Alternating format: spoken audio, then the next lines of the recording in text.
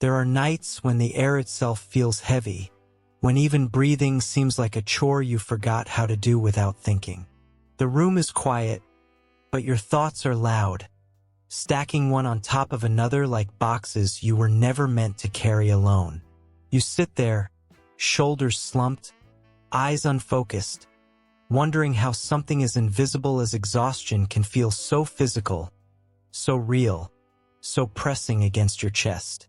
The world keeps asking for movement, for answers, for energy, and you barely have enough strength to sit with your own heart. In moments like this, time slows down, and every second feels like it's asking something from you that you no longer have to give. You didn't plan to be this tired, crept in quietly, disguised as responsibility, as love, as trying your best. It came from showing up when you wanted to disappear, from smiling when your soul felt sore, from telling yourself one more day, just one more push.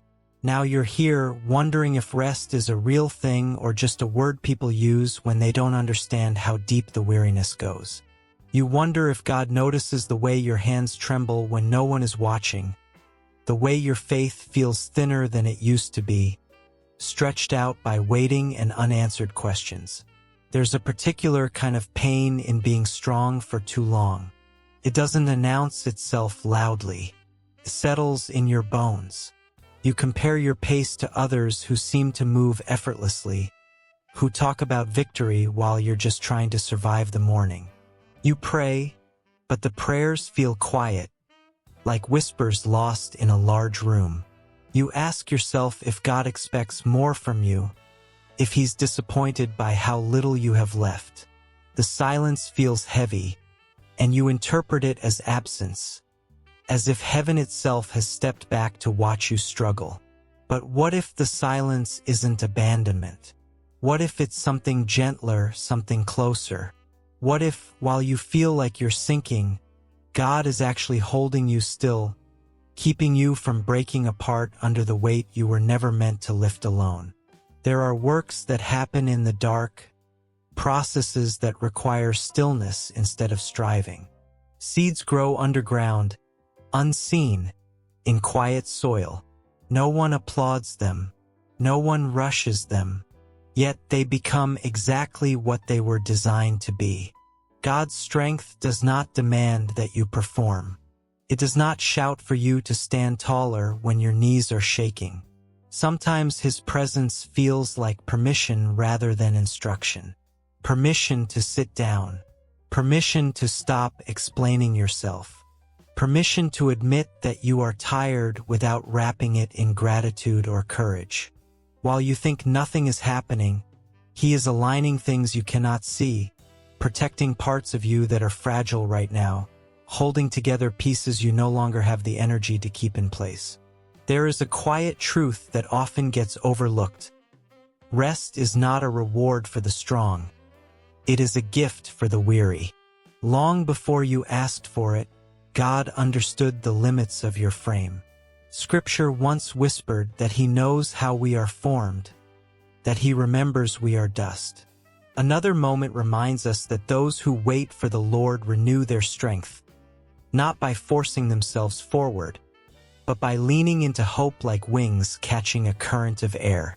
Somewhere else, a gentle invitation echoes, calling the tired and the burdened to come and find rest, not through effort, but through surrender.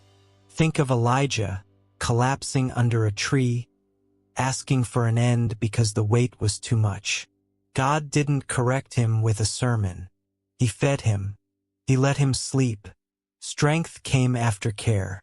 Think of David, writing songs in caves, exhausted by fear and pursuit, yet finding that God was close to the brokenhearted, saving those crushed in spirit. Think of the quiet reassurance spoken through a psalm, that even in the valley of shadows, you are not alone, that presence matters more than answers.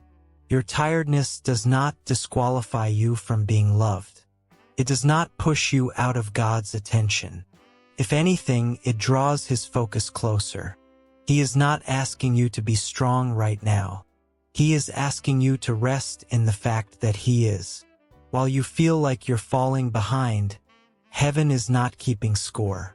While you're worried about tomorrow, grace is already there, waiting patiently for you to arrive.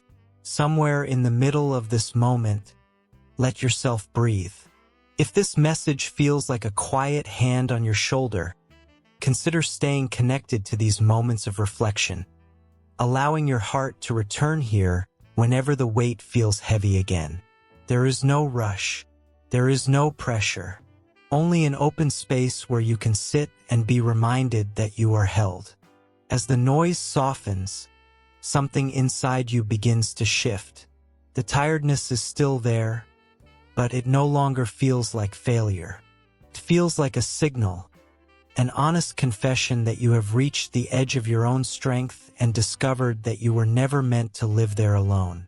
Light doesn't always arrive like sunrise. Sometimes it comes like a candle in a dark room, small but enough to change the way everything looks. So let this be your prayer, whispered without effort. God, I am tired. I am done pretending I am not. I place the weight I've been carrying at your feet, not because I am giving up, but because I trust you enough to rest. Hold what I cannot, heal what I cannot reach. Teach my heart that stillness can be holy, that rest can be an act of faith. Let your peace move through me like gentle light, filling the cracks, warming the cold places, reminding me that I am not alone in this moment. And when this quiet settles around you, let it stay. Let it remind you that strength will return in its time. But for now, rest is enough. You are enough. You can rest now. The quiet does not rush you. It lingers, like morning light that takes its time crossing the floor. Your body is still tired, yes, but something deeper has softened. The sharp edge of urgency has dulled. You are no longer fighting the moment.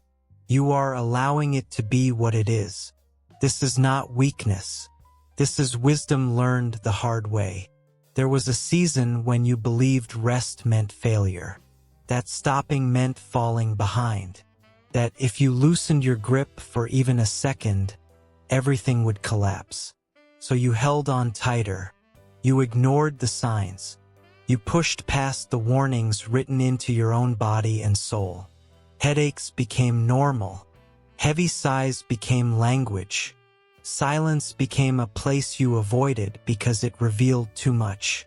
Yet even then, God was near, patient, never demanding what you could not give. He watched you carry things you were never asked to hold, expectations that were never spoken, guilt that did not come from Him, timelines shaped by comparison instead of calling. And still He waited, not with crossed arms, but with open hands, waiting for the moment you would finally believe that love does not need to be earned through exhaustion. There is a holy difference between perseverance and self-abandonment.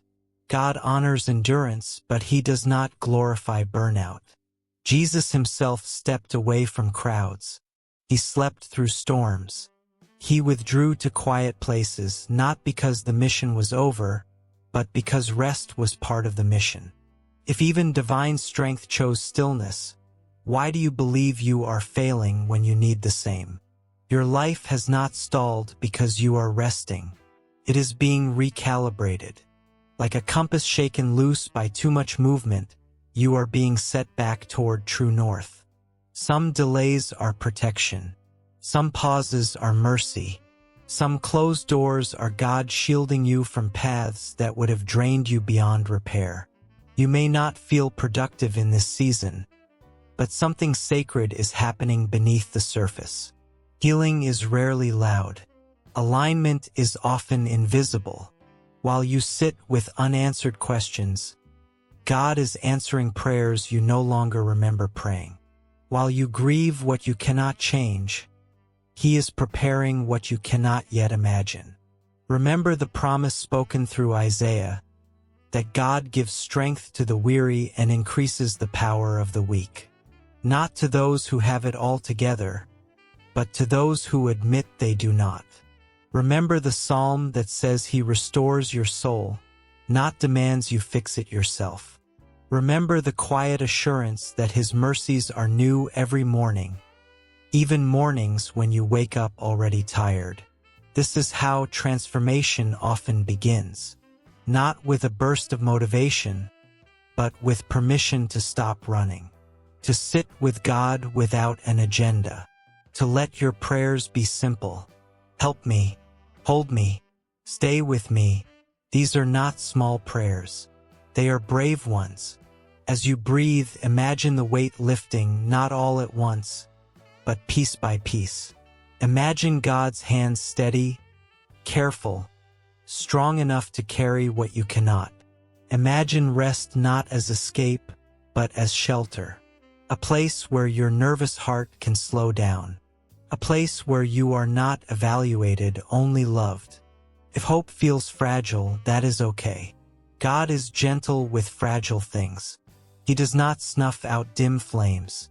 He shields them from the wind until they grow stronger. Your faith does not need to roar right now. It only needs to remain. And so, let this be the closing prayer of your heart.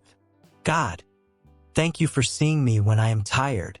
Thank you for not measuring my worth by my output. Teach me to trust you in the pause.